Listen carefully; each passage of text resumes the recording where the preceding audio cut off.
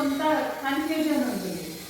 ఆ కన్ఫ్యూజన్ లేకుండా ఇప్పుడు ఒక చిన్న ఈజీ మెథడ్ నేను చెప్తాను. ఒకవేళ చూడండి, ఒకవేళ ఈ పద్ధతి మీకు ఈజీగా ఉందనుకో, ఇది మంచిగా అర్థమై ఈ పద్ధతి బాగుంది అనిపిస్తే ఇది ఫాలో చేయండి. ఇది నేను చెప్తాను. ఇప్పుడు దీన్ని మనం ఇంతకుముందు ఏం చదివేవాళ్ళం? తలకట్టు, దీర్ఘం, కుడి, గుర్రాలు, రుత్వం, రుత్వం, దీర్ఘం అలా చదివేవాళ్ళం కదా. ఏత్వం, ఏత్వం, ఐత్వం, ఓత్వం, ఓత్వం, ఔత్వం, సున్నా విసర్గ కదా, సున్నా విసర్గ ఇట్లా చదివేవాళ్ళు. కానీ ఇప్పుడు మీకు బాగా గుర్తుండేటట్టు ఏం చెప్తా అంటే, మీకు తలకట్టుని మీరు అ అని చదవండి. అ, ఈ, ఇంతేగా పలికేది. మనం ఇంగ్లీష్లో ఫొనెటిక్ సౌండ్స్ నేర్చుకున్నాం కదా, అలాగే మీకు దీనికి ఈ సౌండ్ వస్తుంది అని గుర్తుపెట్టుకోండి. మీకు తెలుస్తుందా? అట్లా గుర్తుపెట్టుకోండి. ఇవి రాయడం అయితే మీకు వచ్చిన, కానీ వీటికి ఈ అక్షరానికి ఇది చేర్చినప్పుడు ఏమవుతుంది అనేది సౌండ్ మీరు ఇలా గుర్తుపెట్టుకోండి. ఈ,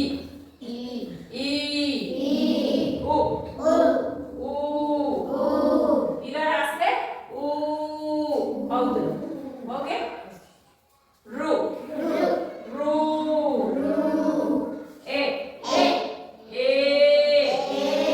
ఒక అక్షరానికి రాష్ట్రం అయిపో ఎలా పలకాలి?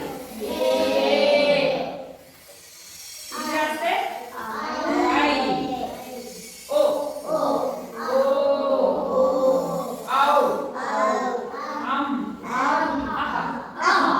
ఇలా పలకాలి.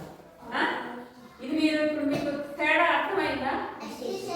ఇప్పుడు క అంటే మామూలు ఇది అర్ధాక్షరం. దీనికి ఆ మనం రాసాం అనుకోండి. ఆ అంటే ఏది? తలకట్టు, అంతే కదా. దీన్ని ఎలా పలకాలి? ఏమైతుంది అప్పుడు? అది అంతే. ఇప్పుడు ఈ క అనే అర్ధాక్షరానికి ఇది రాసాం అనుకోండి. దీన్ని ఎలా పలకాలి?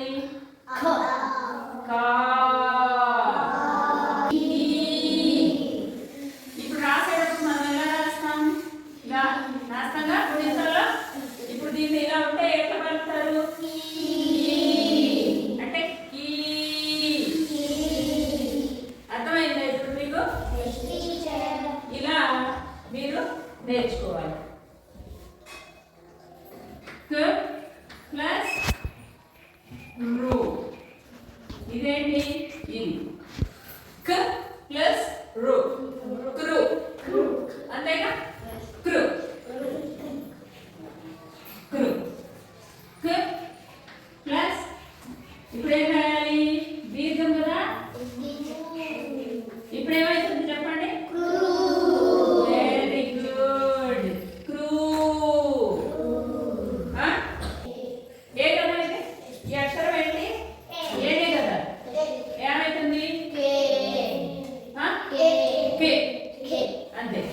కే, క ప్లస్ దీన్ని ఏం పలుకుతున్నాం? దీన్ని ఏం పలకాలి? అంటే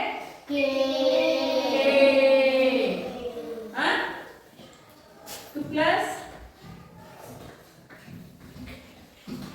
ఐ, దీన్ని ఏమంటున్నాం? ఏమని పలకాలి? ఐ. దీన్ని ఎలా రాస్తా? ఇలా క ప్లస్ ఐ ఏమైతుంది? కై, అంతే కదా. ప్లస్ ఐ, దానికి ఎలా రాయాలి? కై. ప్లస్ ఇప్పుడేంటి? ఓ. ఇంతకుముందు దీన్ని ఏమనేవాళ్ళం మనం? ఏమంటారు? ఓత్వం. దీన్ని ఏమనేవాళ్ళం? ఓత్వం. ఇప్పుడు ఏమని పలుకుతున్నాం? ఓ, అంతే కదా.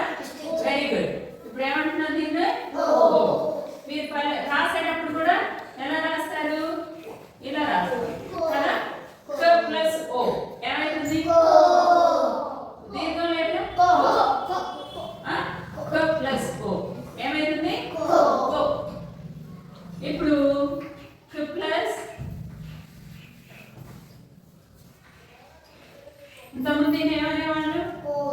ఓత్వం పొల్ల అనేవాళ్ళు కదా. ఓత్వం ఓత్వం పొల్ల అనేవాళ్ళు. ఇప్పుడు ఏమంటున్నాం దీన్ని? ఓ క్ ప్లస్ ఓ. ఇలా కదా మనం రాసి ఏమైతుంది ఇప్పుడు ఇది? ఇప్పుడు మీకు చదవడానికి ఈజీగా అనిపించిందా ఇది? ప్లస్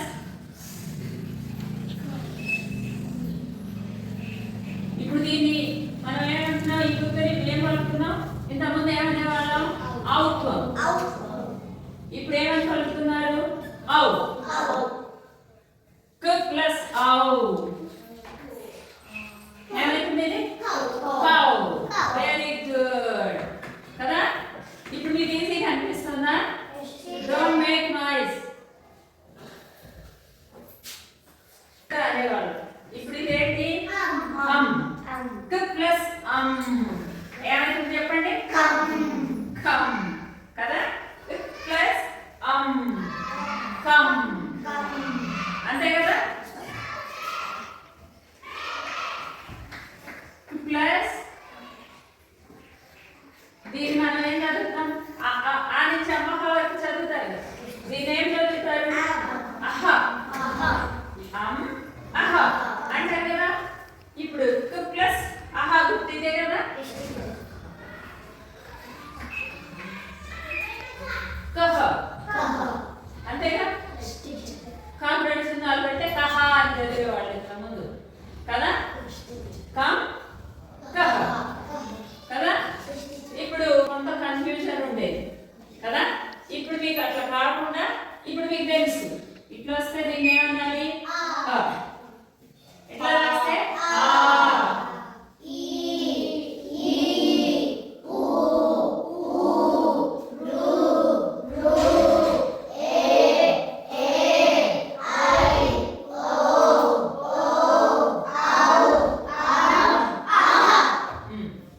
ఇవి ఇప్పుడు రాసుకోండి ఖచ్చితంగా. అసలు మీరు రేపు కూడా మీరు పాఠం చదివేటప్పుడు ఇవే ఉంటాయిగా.